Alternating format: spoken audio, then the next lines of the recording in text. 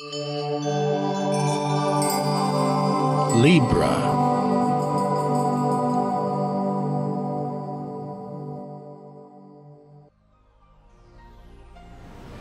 Hello Libra, this is your forecast for February 2014, and it looks like it's going to be somewhat of a romantic month for you. Now, there's a lot of restructuring going on in your life. You got Mars in your first house, and that means that you're going to be busy at figuring out what it is you're wanting to do. It's like you're breaking, or should I say, cresting new waves here in your own life path. And Mars is going to give you more energy than you've had for a long time. And not only that, but Mars is going to stay with you in this area until summer. So you're going to have ample time to figure it all out. Now, these new directions here has to do with, yes, romance, because we have now, starting here in February, Venus and Pluto all conjunct. And Venus just turned direct here on January 31st. So here on the 1st, it's still a little bit stationary, but it's starting to pick up speed little by little, and it's getting this power here from Pluto. So something here, top of the month, you're going to feel is going to be very transformative to you as far as your values and what it is you feel and what you see about your relationship. Now this Venus and Pluto here is in your 4th house, so you might also see how some of this energy is going to tie into family. Maybe some of you are going to have an expansion of family perhaps as well. Either new children, grandchildren, something of that nature, or it might just be perhaps maybe even one of your children now having news to share with you. Now, Venus is love, Pluto is passion, so put the two together, right? And Venus also rules money, and since it's in the 4th house of home, residence, real estate, and so forth, some of you might even be looking at investments here this month, or out and about looking at some new properties perhaps. Now, it is a special month, and I say it is going to be a little romantic too, and that's because the Sun and the new moon here is in your 5th house of love and new love, falling in love, not necessarily the committed love, which is more the 7th house. 5th house is all about that inner child coming out to play, just feeling really happy-go-lucky. Now the new moon, we don't have a new moon here in February because it came in here January 30th. So, but 31st, I'm sorry. So it's still here fresh, it's still touching the sun, it's still in this 5th house, so we can still consider it a new moon. Now the new moon is always when we plant our intentions.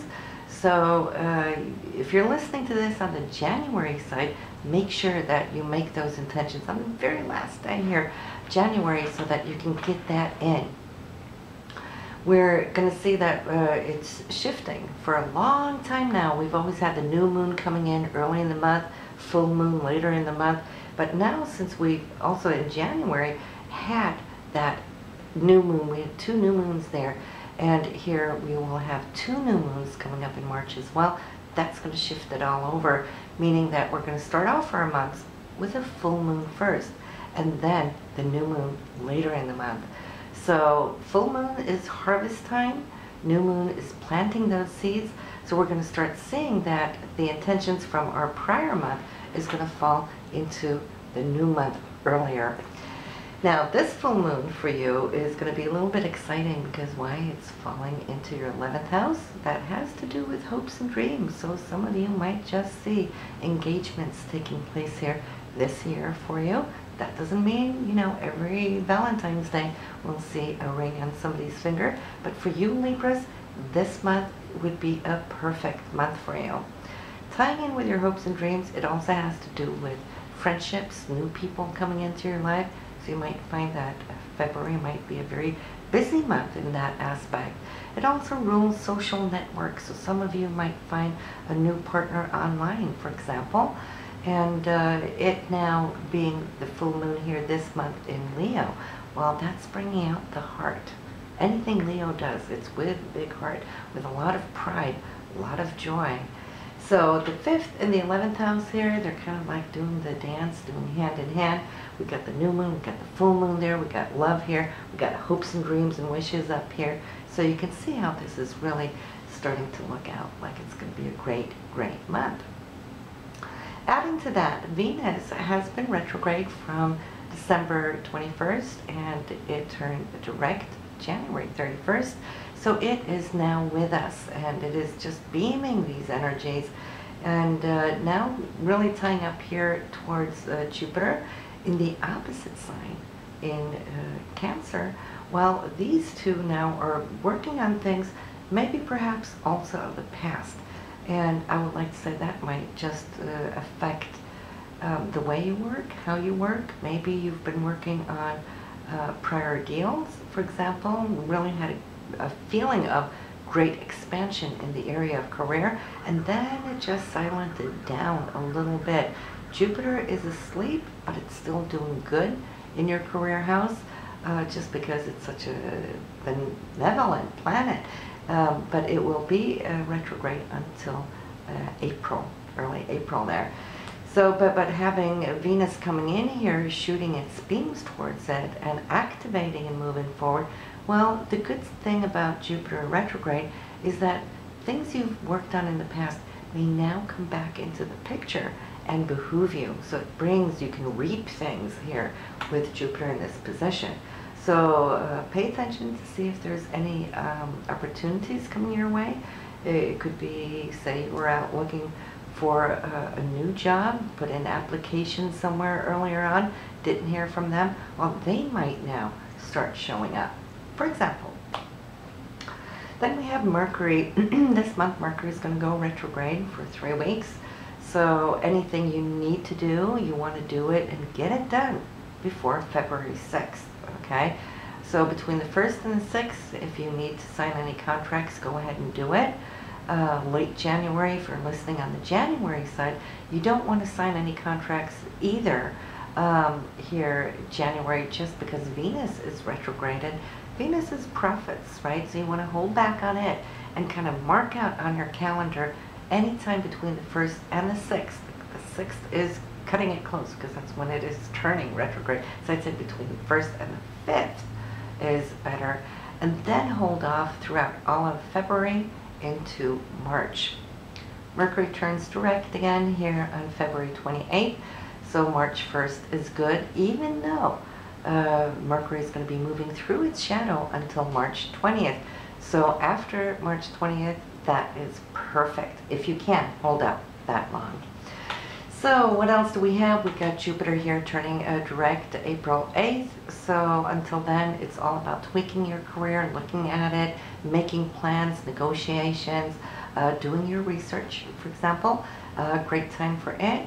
And then it's also Saturn here in your 2nd house, which is trying to secure long-term your income, your monthly income, and maybe even more than just the monthly income. Maybe it's you looking at how you could tweak your income levels, maybe a secondary, something that can secure you, all right? Might be looking into investments and grow your money that way as well.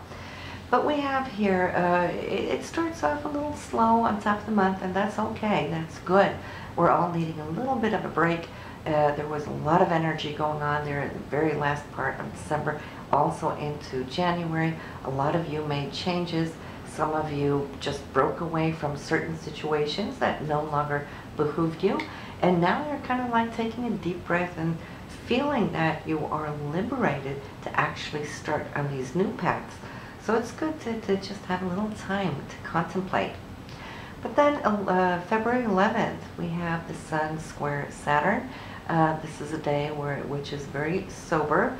We know that Mercury's retrograde here at this time, and it's more you looking at more of those commitments that you have and what you're willing to. And remember, anything you do, Libra, you got Mars in your sign right now, 1st house. And you know all about the scales, what is too much, what is too little, right? So right now the Sun, being you, and it being square to Saturn, is more you kind of looking at, do I want to do this? Maybe somebody's going to come in and ask you to provide something. If the energy is there, you're feeling good about it, no problem. Now, if you're feeling that the burden is on it, and you can't really feel that joy of committing to whatever this is, well then, that will be the outcome of it as well. Then we have full moon here February 14th, like I said, Valentine's Day in your 11th house, which is going to be a great day, followed by the 15th, where the sun is trining Mars in that first house of yours, so it's going directly to your sign, so you're going to feel very energized about what took place there on the 14th. 16th, we have good communications, the sun and Mercury, they're conjunct.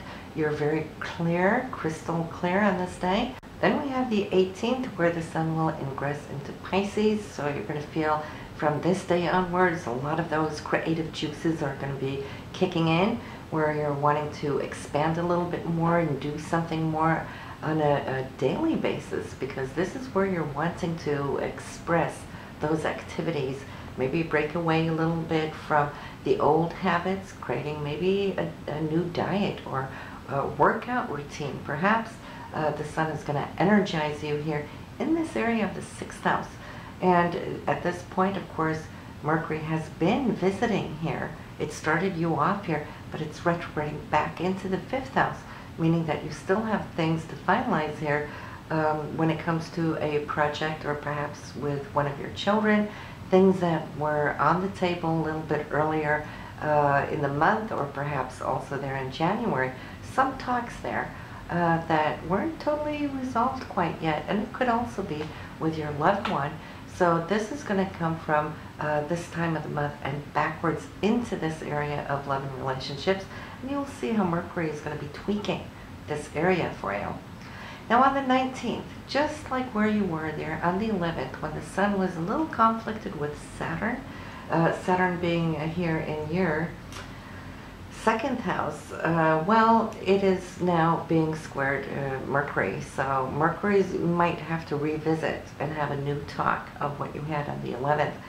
But it's all good. It looks like you have a grip. You know where you're at and what you want to do and not want to do.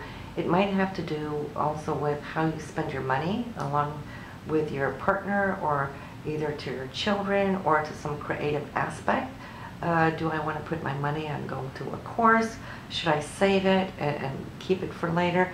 One of those things there. So you might be a little bit on the back and forth, but it's no biggie. Then we have on the 23rd, we have Sun here conjuncting Neptune, and that is a dream state. That is you visualizing, dreaming the ideal dream. So what is it you're wanting to do here in this area?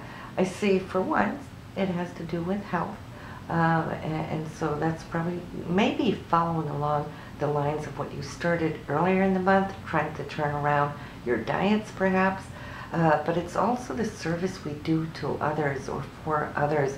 So you might just feel a little bit more attuned to reach out and help somebody who's not feeling too good here. And it just gives you that feeling of wanting to be a provider, to be a support.